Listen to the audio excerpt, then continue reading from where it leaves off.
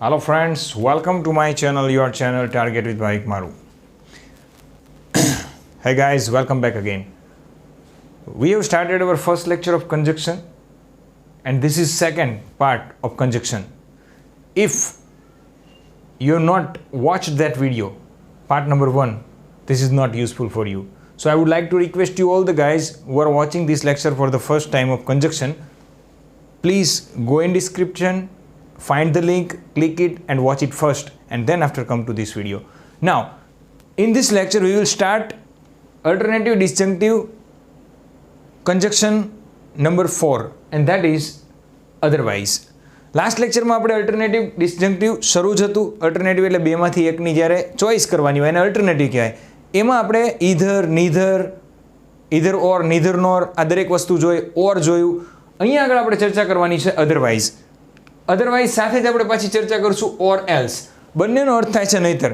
આમ કર નહીતર આમ થશે, આ કર નહીં તો આમ થશે. તો જ્યારે કોઈક પોઝિટિવ વસ્તુ ન કરવાથી નેગેટિવ રિઝલ્ટ આવવાનું હોય, પોઝિટિવ વસ્તુ ન કરવાથી નેગેટિવ રિઝલ્ટ આવવાનું હોય તો ધમકી માટે, ચેતવણી માટે, આગાહી માટે અધરવાઇઝનો ઉપયોગ થાય છે. ન સમજાણું? ડિટેલમાં સમજીએ સેન્ટેન્સથી. Come soon otherwise you will miss your train. તો ક્યાં અધરવાઇઝ કન્જક્શન તરીકે મૂકવું? જ્યારે એકબીજા વાક્યો છે એ એકબીજા ઉપર આધારિત છે અને બીજું કે આ એક વસ્તુ નહીં કરવામાં આવે તો બીજી વસ્તુ છે એ ખરાબ થશે. કમ સૂન એ પોઝિટિવ વસ્તુ છે કે જલ્દી આવી જા, નહીં આવ તો શું થશે? તો ધમકી આપી. Otherwise you will miss your train, તો તું તારી ટ્રેન ચૂકી જઈશ. તો એક બાજુ પોઝિટિવ અને એ ન કરવાથી પાછળની સાઈડ નેગેટિવ આવે ત્યારે અધરવાઇઝ. પણ હું તો તમને બધાને એ જ કહું છું કે એ બધું યાદ ન રાખવું હોય તો ફક્ત શું કરવાનું, વાક્યનું ગુજરાતી કરવાનું, ઇંગ્લિશનું, એટલે તમને કયો કન્જક્શન મૂકવો એ ખબર પડી જશે.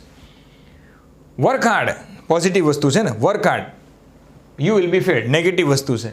એક પોઝિટિવ એ નહીં કરો તો શું થશે? ફેલ. સખત મહેનત નહીં કર તો તું ફેલ થઈશ.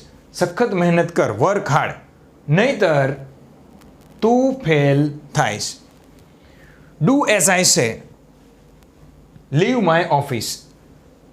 Do as I say, leave my office. હું કહું એમ કર, નહીંતર મારી ઓફિસ છોડી દે. કોઈ બોસ હોય એનું કોઈ એમ્પ્લોય માનતું જ ન હોય તો છેલ્લે પછી કંટાળે ત્યારે શું કહે? ડુ એઝ આઈ સે, અધરવાઇઝ લીવ માય ઓફિસ. આ જ વસ્તુ અધરવાઇઝ એટલે નહીંતરને ઓર એલ્સથી પણ સેમ ટુ સેમ લખી શકાય. એ પહેલાં એક સેન્ટેન્સ જોઈ લો. Write the correct address on the courier. See, write the correct address, otherwise courier may go somewhere else. Spelling mistake છે. જો આ હું તમને બધાને કહું છું, જે લોકો બુક મંગાવે છે એપ્લિકેશન યુઝર એને કહું છું. રાઇટ ધ કરેક્ટ એડ્રેસ, આ પોઝિટિવ વસ્તુ થઈ કે સાચું એડ્રેસ લખો. તો નહીં કરો તો નેગેટિવ શું થશે? બુક બીજે એડ્રેસે વહી જશે. તો જ્યારે પોઝિટિવ અને નેગેટિવ બંને વાતો, પોઝિટિવ ન કરો તો નેગેટિવ થશે એવું ક્યાંય હોય તો નહીંતર આવે. આ ચારેય વાક્યોને આ રીતે પણ લખી શકાય. કમ સૂન, અધરવાઇઝની જગ્યાએ ઓર else you will miss your train. તો અધરવાઇઝનું સમાનાર્થી શું થાય? Or else. અધરવાઇઝમાં વચ્ચે તમારે કોઈ કોમા મૂકવાની જરૂર નથી. અહીંયા આગળ છે ને ઓર્ડર આપ્યા પછી કોમા મૂકવાનો અને પછી ઓર એલ્સ લખવાનું. બાકી ઓર એલ્સ અધરવાઇઝ બંનેનો અર્થ એક જ થાય, નહીંતર. Work hard, or else you will be failed. Do as I say, હું કહું એમ કર, or else leave my office, નહીંતર મારી ઓફિસ છોડી દે.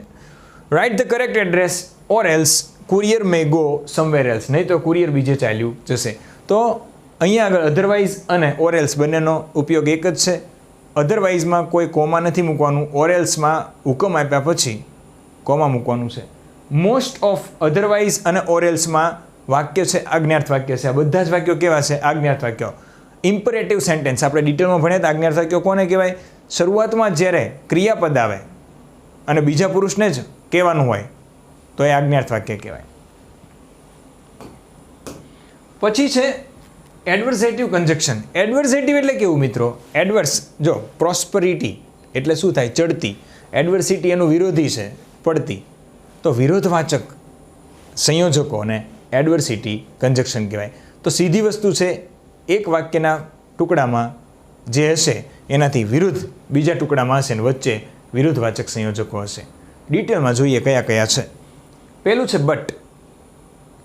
વાક્ય જો, I took part in the competition, I couldn't win.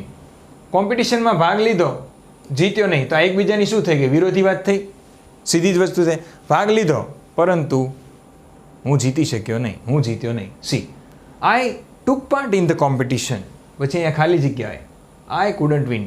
તો જ્યારે પણ કોઈ ક્રિયા કરી હોય પરંતુ એનું ધાર્યું પરિણામ ન મળે ત્યારે વચ્ચે બટ સંયોજક લગાવી શકાય. Adversity conjunction, adversative. He is my brother, તે મારો ભાઈ છે. હી ડઝન્ટ સપોર્ટ મી, તો આ એકબીજાની વિરોધી વાત થઈ. એક તો એમ કે છે કે તે મારો ભાઈ છે, તે મને સપોર્ટ કરતો નથી. તો હી is my brother but he doesn't support મી, પરંતુ તે મને સપોર્ટ કરતો નથી. તો બે વાતમાં જ્યારે વિરોધ હોય ત્યારે વચ્ચે તમે બટ મૂકી શકો. પણ એ આજ્ઞાર્થ વાક્ય ન હોય, ખાસ યાદ રાખજો. આજ્ઞાર્થ વાક્ય હોય તો અધરવાઇઝ ને ઓર એલ્સ આવે. આ કયું છે? સાદા વાક્યો છે.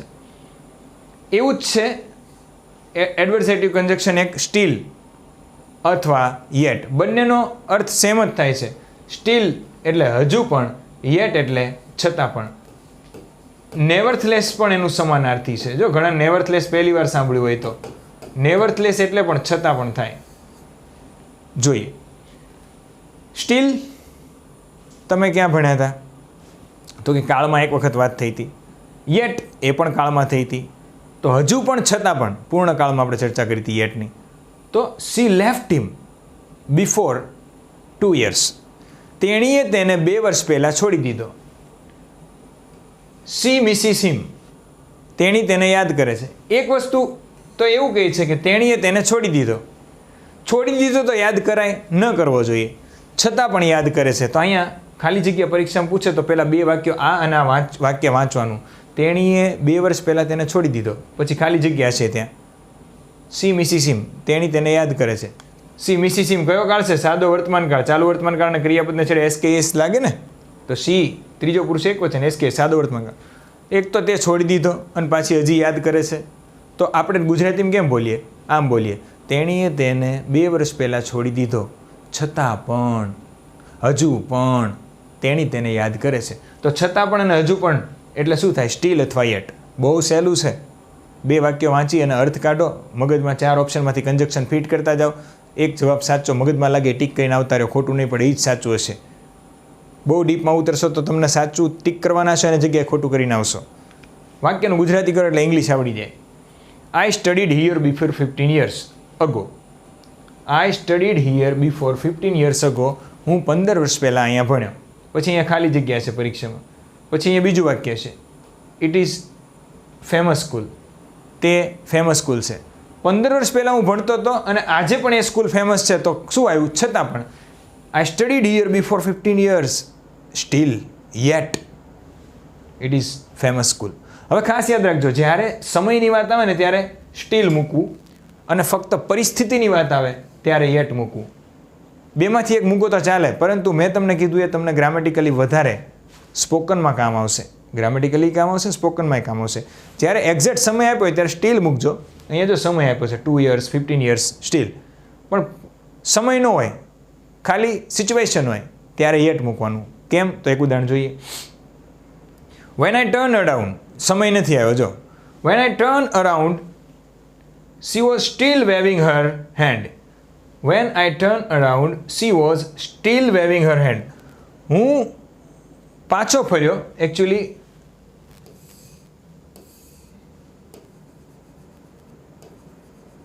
બે લોકો એકબીજાને મળી અને છૂટા પડે છે. એ સીધો જાય છે, પછી અહીંથી આમ ટર્ન લેવાનો છે. પાછી એણે એક વખત આમ નજર કરી તો પહેલી હજી હાથ લંબાવતી હતી. તો આ વાક્યને કેમ બોલી શકાય? મેં જ્યાં સુધી, એટલે વેન આઈ ટર્ન અરાઉન્ડ, જ્યારે હું પાછો ફર્યો, she was still waving her hand, ત્યારે પણ તે હાથ ત્યાં સુધી, હજુ પણ, છતાં પણ તે તેનો હાથ છે હલાવી રહી હતી. અહીંયા આગળ યેટ મૂકો તો પણ વાક્ય સાચું પડે. Still you like her right. Still you like her, હજી તું તેને પસંદ કરે છે. સાચું. તો સ્ટીલનો અર્થ શું થાય? હજુ પણ અથવા તો છતાં પણ. The weather was cold. જો સિચ્યુએશન આવી, weather was cold, bright and sunny. તો 2 વાક્ય છે ને એનું પહેલાં ગુજરાતી કરો. ધ વેધર વોઝ કોલ્ડ, વાતાવરણ ઠંડુ હતું.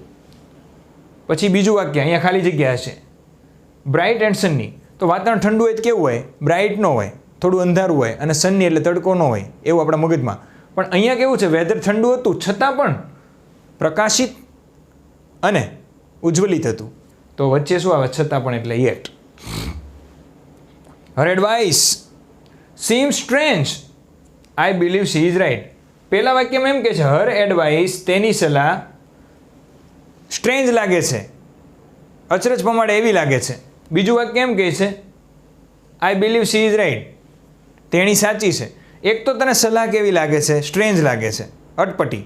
અને પાછું તું એમ કહે છે કે તેણી રાઈટ છે. તો ગુજરાતીમાં એને કેમ બોલાય? પછી ઇંગ્લિશમાં લખજો કે તેણીની સલાહ મને અચરજ પમાડે એવી લાગે છે, છતાં પણ તે સાચી છે. તો છતાં પણ યેટ. સમજાય છે? તો યેટ અને સ્ટીલનો અર્થ શું થાય? છતાં પણ. હવે મિત્રો અહીંયા એડવાઇસ લખ્યું તો ઘણા વિદ્યાર્થીઓને એવું હશે કે સર આ એડવાઇસનો સ્પેલિંગ આમ થાય, તમે પ્રિન્ટિંગ મિસ્ટેક કરી નથી ને? તો ના મિત્રો, સમજાવી દઉં ડિટેલમાં કે what is the difference between advice and advice. પહેલો ડિફરન્સ કહું. એડવાઇસ એટલે સલાહ થાય, એટલે કે એ સંજ્ઞા છે, સલાહ, નાઉન. કયો નાઉન કહેવાય આને? બોલો તો એડવાઇસને કયો નાઉન કહેવાય? સલાહને પકડી શકો, સલાહને જોઈ શકાય, સલાહ ફક્ત અનુભવવાની હોય. તો જેને જોઈ ન શકાય, દેખી ન શકાય, સ્પર્શી ન શકાય, ફક્ત અનુભવી શકાય, એને શું કહેવાય? તો કે એબ્સ્ટ્રેક્ટ નાઉન. તો કયો નાઉન થયો? Abstract, uncountable abstract noun. તો આ સંજ્ઞા થઈ. તેણીની સલાહ, હર એડવાઇસ, તેણીની સલાહ. પણ આ એડવાઇસ એટલે શું થાય? ક્રિયાપદ છે, સલાહ આપવી, વર્બ છે. હું તમને એમ કહું કે આઈ એડવાઇસ યુ, હું તમને સલાહ આપું છું, તો આ એડવાઇસ આવે કે આ એડવાઇસ? સલાહ આપું છું તો ક્રિયાપદ છે, તો આ SE વાળું આવશે, એડવાઇસ. I advice you. તો કાંઈ વધારે ડિફરન્સ નથી હો, બહુ સિમ્પલ છે, પણ આવડવો જોઈએ. હર એડવાઇસ, તેની સલાહ, સીમ સ્ટ્રેન્જ, મને અટપટી લાગે છે, પણ હું માનું છું કે તે સાચી છે. તો છતાં પણ હું માનું છું કે તે સાચી છે. બે વાક્ય વચ્ચે વિરોધ હશે પણ માનવાની આપણામાં ભાવના આવે ત્યારે યેટ અથવા still. I am amazed that you haven't told him anything. હું ખૂબ ખુશ છું કે તે હજી સુધી એમને કીધું નથી. તો હજુ સુધીનો અર્થ પણ શું થાય? યેટ. તો સમયદર્શક શબ્દમાં પણ યેટનો ઉપયોગ લઈ શકાય, બરાબર, પાછળ મૂકીને. She hasn't yet decided if she wants to come or not. જો યેટનો સમયદર્શક આપણે ઉપયોગ લેતા હતા ક્યાં? પૂર્ણ વર્તમાન કાળમાં. તો એ વાક્ય મેં અહીંયા એડ કર્યા છે. શી હેઝન્ટ યેટ ડિસાઇડેડ, તેણે હજુ સુધી ડિસાઇડ કર્યું નથી. તો આ કયો કાળ? જો કર્તા પ્લસ હેઝેવનું રૂપ પ્લસ યેટ અથવા તો V3. તો પૂર્ણ વર્તમાન કાળમાં કેનો ઉપયોગ કરતા હતા? યેટ. તો યેટ આવે તો એની સાથે વર્બ ફોર્મ કયું લગાડશો? પૂર્ણ વર્તમાન કાળનું. તો યેટ અથવા સ્ટીલ, આ બંને વાક્યોમાં બે વાક્યો એકબીજાના વિરોધી હશે, પરંતુ એમાં છતાં પણની ભાવના હશે, હજુ પણની ભાવના હશે, તો યેટ કે સ્ટીલ મૂકી દેવું. બીજું છે વેરિયસ, એટલે કે વાઇલ. બેયનો સેમ જ અર્થ છે. વેરિયસ અને વાઇલનો અર્થ થાય જ્યારે, અને એક છે ઓનલી, ખાલી. બંને જોઈએ. He is kind, various, his brother is cruel. તો જ્યારે બે વ્યક્તિઓની સરખામણી, જો સમજો વેરિયસ અને વાઇલ ક્યારે આવે, સમજો, બહુ સિમ્પલ કહી દો એટલે આવડી જશે. જ્યારે બે વ્યક્તિઓની સરખામણી કરતા હો અને બંને વ્યક્તિઓ એકબીજાના વિરોધી હોય અને સરખામણી કરવી હોય ત્યારે સરખામણીની વચ્ચે વેરિયસ મૂકવાનું. તો જો બે વાક્યો, અહીંયા ખાલી જગ્યા હશે પરીક્ષામાં અને 4 ઓપ્શન હશે કન્જક્શન. હી ઇઝ કાઇન્ડ, તે ભોળો છે. હિઝ બ્રધર ઇઝ ક્રુઅલ, તેનો ભાઈ કેવો છે? ઘાતકી છે. તો બંને વચ્ચે ડિફરન્સ છે, સરખાયા પણ શું છે? ડિફરન્સ. અને ડિફરન્સને વિરોધ છે, વિરોધ. તો અહીંયા આગળ આનું ગુજરાતી એવું થાય, તે ભોળો છે જ્યારે તેનો ભાઈ ઘાતકી છે. The old system, the new system. Complicated, simple. વિરોધ આવ્યો, બે વસ્તુની ચર્ચા કરી, એક ઓલ્ડ સિસ્ટમની, એક ન્યૂ સિસ્ટમની. તો જો the old system was ફેરલી complicated. જૂની સિસ્ટમ થોડી કેવી હતી? કોમ્પ્લિકેટેડ હતી, અટપટી હતી. The new system is really very simple. નવી સિસ્ટમ બહુ જ સિમ્પલ છે. તો બંને વચ્ચેનો વિરોધ છે એટલે અહીંયા શું લખવાનું? વેરિયસ. જૂની સિસ્ટમ થોડી કોમ્પ્લિકેટેડ હતી જ્યારે નવી સિસ્ટમ છે બહુ જ સરળ છે. તો જ્યારે માટે તમે વેરિયસ અથવા આને આ જગ્યાએ while પણ લખી શકો. The old system was fairly complicated while new system is really easy. The south has a hot, dry climate whereas the north has a milder, wetter climate. કોની ચર્ચા કરી? સાઉથની અને નોર્થની. બંનેની શું કરી? કમ્પેરિઝન. એકને ગરમ કીધી, એકને ઠંડી કીધી. તો વિરોધ આવ્યો, બે વસ્તુની કમ્પેરિઝન કરો અને વિરોધ હોય તો વચ્ચે વેરિયસ અથવા while મૂકો. મિત્રો આવડી જશે કે નહીં આવડી જાય? તમારા બે ભાઈબંધોની ચર્ચા કરો તો કે તમે બહુ સારા છો ને એ બહુ ખરાબ છે, અથવા એ બહુ સારો છે ને તમે ખરાબ છો, તો સિમ્પલી આવું બધી પ્રેક્ટિસ કરો, આવડી જાય.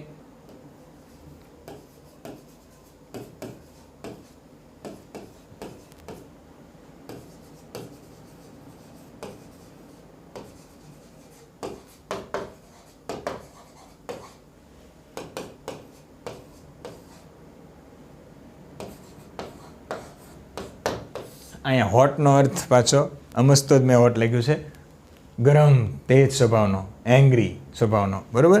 ઇઝ સો એંગ્રી મેન લખી શકો. તો બે વ્યક્તિ વચ્ચે સરખામણી પરંતુ એકબીજાથી તદ્દન વિરોધનો ભાવ હોય ત્યારે વેરિયસ અથવા while આવે. આઈ એમ પુઅર, હું ગરીબ છું. My sisters are very rich, મારી અને મારા બહેનોની સરખામણી કરી. આઈ એમ પુઅર, મારી સિસ્ટર રીચ, પૈસાવાળા છે. તો વચ્ચે ખાલી જગ્યા પરીક્ષા પૂછે શું લખીને આવશો? વેરિયસ. પૂરા ગુજરાતી કરશો તો આવડી જશે. હું ગરીબ છું પણ મારી બહેનો પૈસાવાળી છે, બરાબર?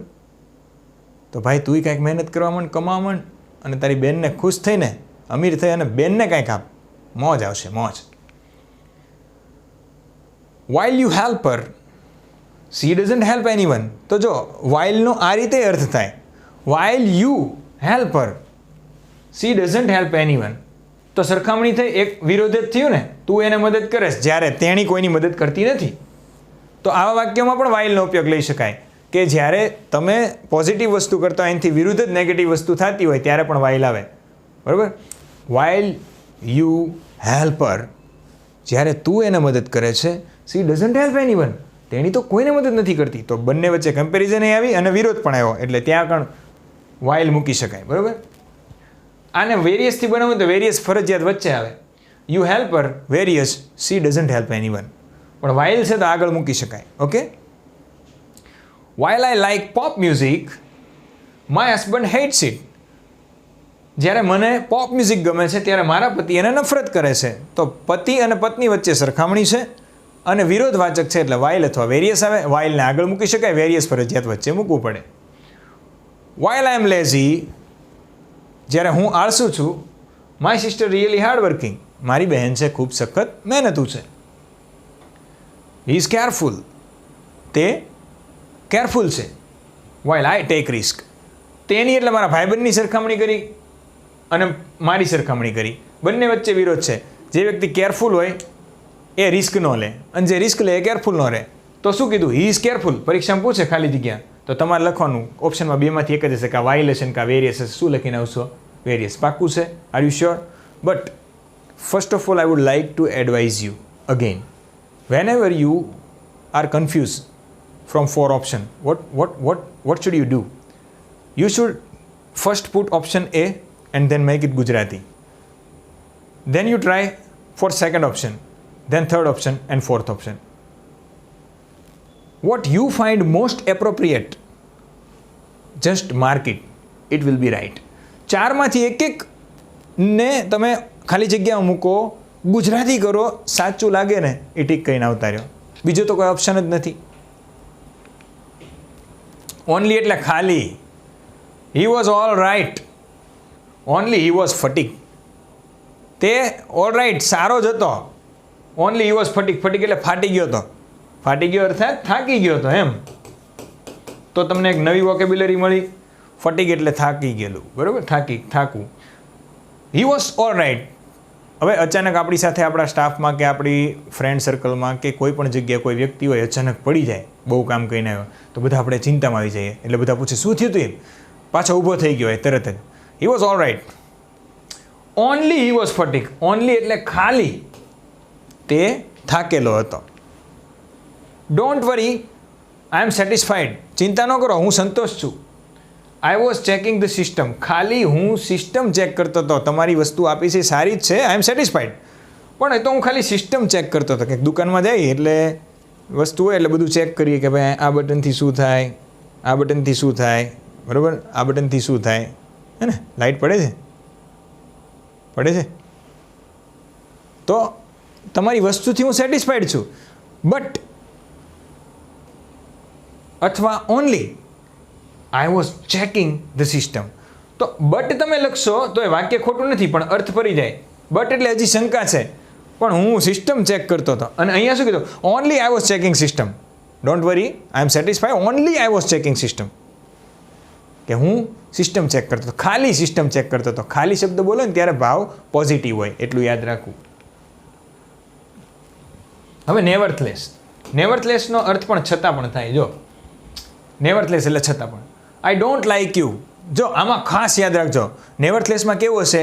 તમને કોઈ વસ્તુ કે વ્યક્તિ કે ક્રિયા કરવી ગમતી નથી, છતાં પણ તમે સારો ભાવ રાખીને કરો છો. ત્યાં આગળ કમ્પેરિઝન હતી વેરિયસ અને વાઇલમાં, અને બંને વિરોધી હતું, ઉપર નીચે. અહીંયા એવું નથી. અહીંયા કેવું છે? જુઓ, તમને નહીં ગમતી વસ્તુ છે, છતાં પણ તમે નૈતિકતાથી કરશો, ત્યારે તમે વચ્ચે શું મૂકશો? તો કે નેવરથલેસ, અથવા આગળ પણ મૂકી શકો. C, I don't like you. તું મને ગમતો નથી કે તું મને ગમતી નથી. I will help you. તો અહીંયા જો આ કેવું છે? ગમતો નથી, પણ છતાં હું સારું, નૈતિકતાથી સારું કામ કરીશ, પોઝિટિવ. આ નેગેટિવ છે, પણ આ પોઝિટિવ છે, હું સારું કામ કરીશ. આઈ ડોન્ટ લાઇક યુ, તું મને ગમતો નથી, નેવરથલેસ, છતાં પણ, હજુ પણ, આઈ વિલ હેલ્પ યુ, હું તને હેલ્પ કરીશ. એ મારી નૈતિકતા છે. She was very tired. તેણી બહુ થાકી ગઈ હતી. She kept on working. એક તો થાકી ગયેલી વસ્તુ છે, વિરોધમાં શું છે? થાકી ગયેલી હોય તો તમને લાગે છે કામ કરવું જોઈએ, ન કરવું જોઈએ, છતાં કરે છે. લ્યો, તો એક તો તમે નથી કરી શકતા, નથી કરવું, નથી ગમતું, છતાં કરો છો, ત્યારે વચ્ચે શું મૂકશો? નેવરથલેસ. આવા 10 વાક્યો બનાવજો, ગેરંટી મારું જિંદગી પર નેવરથલેસ નહીં ભૂલાય. તમે કરો છો શું? યુટ્યુબમાં વિડીયો જોવો છો, ઇંગ્લિશના એપ્લિકેશનમાં, આપણી એપ્લિકેશનમાં તમે વિડીયો જોવો છો, પછી કદી જાતે તો કાંઈ કરવું જ નથી, બધું ભાવિક સર કરાવે, અથવા તો XYZ બીજા તમે જેમની પાસે ભણતા હો, બધું મારા સર મને. સ્પૂન ફીડિંગની ટેવ રાખશો તો પસ્તાશો. Always be prepared for yourself. બરાબર? બાયોલોજી નહોતું આવ્યું તો કે સાયન્સ નથી આવ્યું, પછી ફિઝિક્સ મૂક્યું તો બ્રહ્માંડ મૂકી દીધું, બધું મૂકી દીધું. સાહેબ કેમેસ્ટ્રી હવે શરૂ કરો. એટલે ભાઈ કરી દઈશ, કરી દઈશ, તમે ચિંતા ન કરો, તમારી એક્ઝામ વાર છે. તમને તો એક જ વસ્તુ પડી હોય ને, મારું સબસ્ક્રિપ્શન પૂરું થશે. હવે યાર સબસ્ક્રિપ્શન ની વળી કેટલા રૂપિયાનું છે? એક માવો ન ખાતો અને બેન હોય તો એક ડ્રેસ ન લેતી. કેમ આવું બોલવું પડે? તમને એક એક દિવસને, એક એક મહિનાને, એક 15 દિવસને એવી બધી વસ્તુના પેમેન્ટની પડી છે, તમને સમયની નથી પડી. સમય છે ને એનાથી વધારે કિંમતી આ દુનિયામાં કોઈ વસ્તુ નથી. મારો ઝઘડો મારા ઘરમાં ત્યારે જ થાય કે ખોટી રીતે મારો સમય કોઈ પણ ઘરનાએ બગાડ્યો હોય. હમણાં જ મારા GPSC ક્લાસ 1 2 ના એક સ્ટુડન્ટ છે, નામ નહીં બોલું, બરાબર, પ્રિય વ્યક્તિ છે મારો, બહુ મને ફોન કરતો હતો, કદાચ એ વિડીયો પણ જોતો હશે, અમારા બે ભાઈઓની જ વાત છે. તો મને ગુસ્સો આવી ગયો. મેં કીધું તું મને વારંવાર ફોન ન કર, તું મને ઇરિટેટ કરે. તો કે સર કેમ આવું બોલ્યા? પછી મેં એને સમજાયો, બકા તું ફોન કરે એવા બીજા 10 જણા જો મને ફોન કોન્સ્ટન્ટ કરતા રહેશે ને તો તમારા માટે આજે તૈયાર કરું ને કદી નહીં થાય. પછી એ સમજી ગયો કે ના વાત સાચી છે સરની. તો હંમેશા કહું, સમયથી વધારે કિંમતી આ દુનિયામાં. તમને ગુસ્સો ત્યારે જ આવવો જોઈએ જ્યારે તો કોઈ તમારો સમય બગાડે છે. અને આ સમયનું માન કરતાં શીખી જાઓ બોસ, ગેરંટી મારું છું. દુનિયામાં એવું નથી આ બધું ક્લાસ 3 ક્લાસ 1 2 સરકારી નોકરી જ બધું છે. દુનિયામાં કોઈ પણ છેડો પકડશો, કોઈ પણ રસ્તો પકડશો, તમે તમારી મંજિલ સુધી પહોંચશો, પણ તમને સમયનું માન હોવું જોઈએ. અને મહેનત તો સમયના આધારે જ થાય. સમય હોય તો મહેનત થાય, સમય જ ન હોય ક્યાંથી મહેનત થાય? She was very tired. એ બહુ થાકેલી હતી. She kept on working. Nevertheless, છતાં પણ એણે કામ કરવાનું શરૂ રાખ્યું. He is often rude to me. તે ઘણી વખત એટલે ઓફન એટલે વારંવાર, ઘણી વખત નહીં, વારંવાર, મેની ટાઈમ્સ એટલે ઘણી વાર, તે વારંવાર મારી સાથે ખરાબ વર્તન કરે છે. બટ આઈ લાઇક હિમ નેવરથલેસ. પરંતુ હું તેને છતાં પણ પ્રેમ કરું છું. તો બટ અને નેવરથલેસ બંને એક વાક્યમાં આવી શકે, બંનેનો અર્થ એ જ રીતે એક જ થાય. પછી જો nevertheless I work there, I don't get good wages. બરાબર? I don't get good wages. હું સારો પગાર મેળવતો નથી, છતાં પણ હું ત્યાં કામ કરું છું. Nevertheless I work there, I don't get good wages. તો નેવરથલેસ આગળ પણ મૂકી શકો, બરાબર. હવે ખાસ યાદ રાખજો, આઈ ડોન્ટ ગેટ ગુડ વેજીસ, આ પોઝિટિવ વાત છે, સોરી આ નેગેટિવ વાત છે. આઈ વર્ક ધેર, છતાં કામ કરવું એ પોઝિટિવ વાત છે. તો નેવરથલેસ છે પોઝિટિવ વાક્યની સાથે આગળ મૂકવાનું હોય છે, એ આગળ હોય કે પાછળ હોય. હવે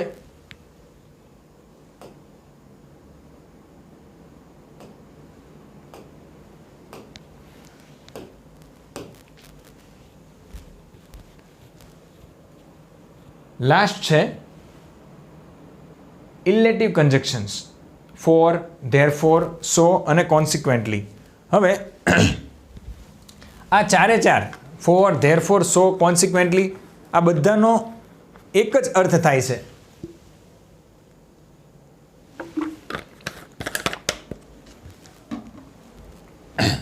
બધાનો અર્થ એક જ થાય છે, માટે અથવા તેથી. માટે અથવા તેથી.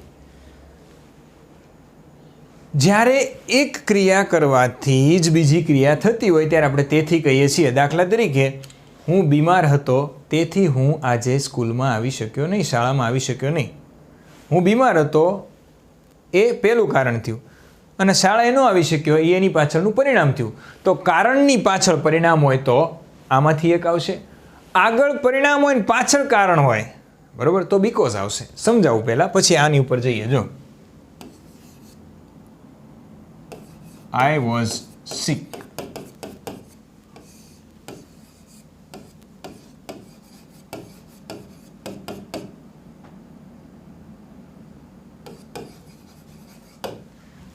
I was sick.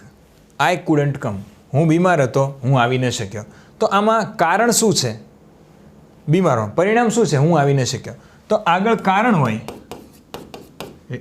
રીઝન હોય, અને પાછળ રિઝલ્ટ પરિણામ હોય, તો અહીંયા કાં તો સો મૂકી શકો, કાં તો ધેરફોર મૂકી શકો, કાં તો કોન્સિક્વન્ટલી મૂકી શકો. બધું એક જ છે.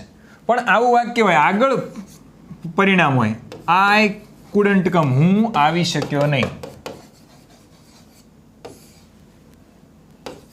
અને પાછળ શું હોય? કારણ હોય, ન આવવાનું, બીમાર હતો, તો અહીંયા આગળ બીકોઝ મૂકી શકાય.